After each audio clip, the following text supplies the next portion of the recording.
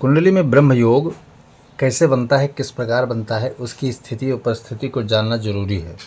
तो आज जो मेन विषय हमारा है वो है ब्रह्म योग।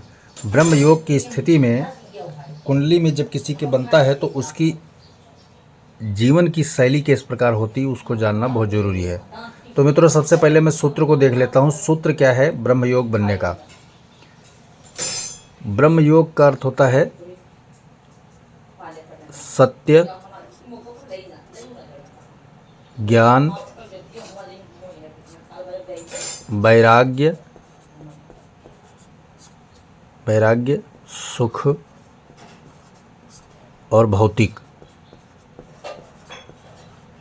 ये 5 लक्षण उसके अंदर होना चाहिए। ठीक है, अब इन्हीं में से देखेंगे। ये सिंह लगन की कुंडली है। सिंह लगन की कुंडली में सूत्र देख लेते हैं ब्रह्म योग बनने का। जो सूत्र है वो क्या है? लग्न से चौथे भाव में, 10वें भाव में, 11वें घर में।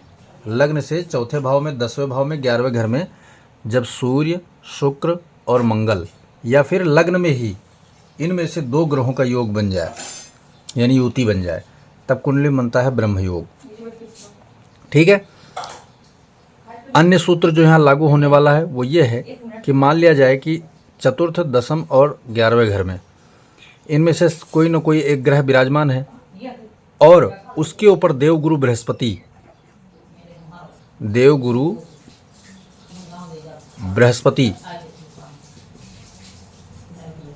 की दृष्टि पड़ जाए, तब ये योग जो है और अच्छा पावरफुल बन जाता है। वैसे योग तो बन जाता है, वो फल अपना रिजल्ट देगा जो ब्रह्म योग का, लेकिन देवगुरु बृहस्पति का दृष्टि पड़ जाएगा तब उसका जो फल होगा वो कई गुना और ज़्यादा बढ़ जाता है। ठीक है। तो यहाँ देखो, सिंह लगन की कुंडली है। लग्नेश कौन हुआ हमारा? सूर्य। इस कुंडली के अनुसार लग्नेश हमारा हुआ सूर्य। ठीक है। और पंचम भाव यानी कि पंचमे हमारा कौन है? चतुर्थेश हमारा कौन है? मंगल। चतुर्थेश हमारा है मंगल। 10वें हमारा है शुक्र। और एकादशेश कौन है? बुध है। अब इतना सूत्र जो निकल आया, इतना सूत्र निकलने के बाद में अब हमें इस कुंडली में देखना है कि स्थिति परिस्थिति कैसे है। अब इस सिंह लगन की कुंडली में तो ये डायरेक्टली भी बन जाता है। ठीक है, लेकिन ये ग्रह इसी में होने जरूरी है। यहाँ बल स्वराशि का, मूल त्रिकोण राशि का जितना बल मिलेगा उतना बल इस योग को और ज़्यादा पावरफुल बनाने का काम करेगा। ठीक है। मान लिया जाए मंगल चौथे भाव में बैठा हुआ है, तो एक तो मंगल स्वराशि का भी होगा और मांगलिक योग में भी आ गया, रोचक नाम के राजयोग में भी आ गया। यही उसी प्रकार शुक्र अगर यहाँ स्वराशि होकर बैठ जाता है तो शुक्र क्या होता है? स्वराशि का भी हो गया। ठीक है। और ब्रह्म योग में अपनी भूमिका भी निभा रहा है। ठीक है। वही एकादश भाव में सूर्य, मंगल, बुध में से कोई एक ग्रह होना चाहिए, या लग्न भाव में सूर्य स्वराशि होकर बैठ जाए यहाँ पर। अब अगर ऐसी स्थिति नहीं भी है तो भी इन ग्रहों को इन भाव में होना जरूरी है। ठीक है। यहाँ पर जैसे मंगल हो गया, शुक्र हो गया, तो यहाँ पर कौन हो जाए? सूर्य हो जाए। तो ये जो है राजयोग आपके पूरी तरह 100% बनने का काम करेगा। बाकी जो बल निकालने का, जैसे स्वराशि का ग्रह, मूल त्रिकोण राशि, ठीक है, उच्च, दिग्बली, ठीक है, अंश बली, ये जो अगर पावर मिल जाते हैं तो उस राजयोग के पावर को और ज़्यादा बढ़ाते चले जाते हैं। अब इसका फल क्या होगा वो जान लेते हैं। इसका फल जिस जातक की जन्म कुंडली में बनता है, क्या कि सभी लगन बन सकता है? जी हाँ, बन सकता है। अगर बल क्षीण करता है तो उसका जो फल होगा वो क्षीण हो जाएगा। अब इसके फल की बात करें तो यहाँ पर ये चीज़ देख लीजिए, ज्ञान, विज्ञान, रचना, आयु,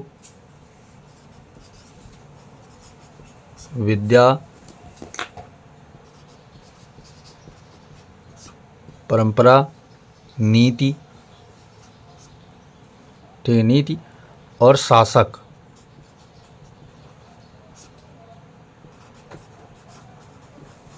परिवार, 1 2 3 4 5 6 7 8 9, ये 9 फल इसके कहे गए हैं। 9 फल में जो है जितना बल निकल के आएगा ग्रहों का, इन 9 फल में आपको मतलब जातक या जिसके कुंडली में ये योग बनता है उसको प्राप्त होगा। साथ साथ मैं आपको ये भी बता देता हूँ ये बल क्षीण कब होता है। जैसे नीच का ग्रह कोई हो गया, अस्त हो गया, जिससे बन रहा है वो ग्रह ही अस्त हो जाएगा, तब क्या होगा, कमज़ोर होगा, शत्रु क्षेत्री हो जाए, शत्रु क्षेत्री हो जाए, या फिर जो ग्रह इसमें बन रहे हैं उनके ऊपर राहु की दृष्टि आ जाए या केतु की दृष्टि आ जाए। ये 2 ग्रह इस योग को मिटाने का पूरी तरह कार्य करेंगे। ये सारे सूत्र हैं। अब आपकी कुंडली में ये योग सफल रूप से बन रहा है नहीं बन रहा है उसको अप्लाई करके आप देखें। अगर ये सारे जो शर्त नियम कानून हैं अगर पूरी तरह लागू हो रहा है तो आपके कुंडली में ब्रह्म नाम का योग जो है बन के तैयार हो जाएगा। ऐसा जातक प्रारंभिक चीज़ों पर ही विचार कर लेता है, प्रारंभ में ही विचार कर लेता है, बाद में गलती करने के गुंजाइश बहुत कम होता है। सिद्धांतवादी होते हैं ऐसे लोग।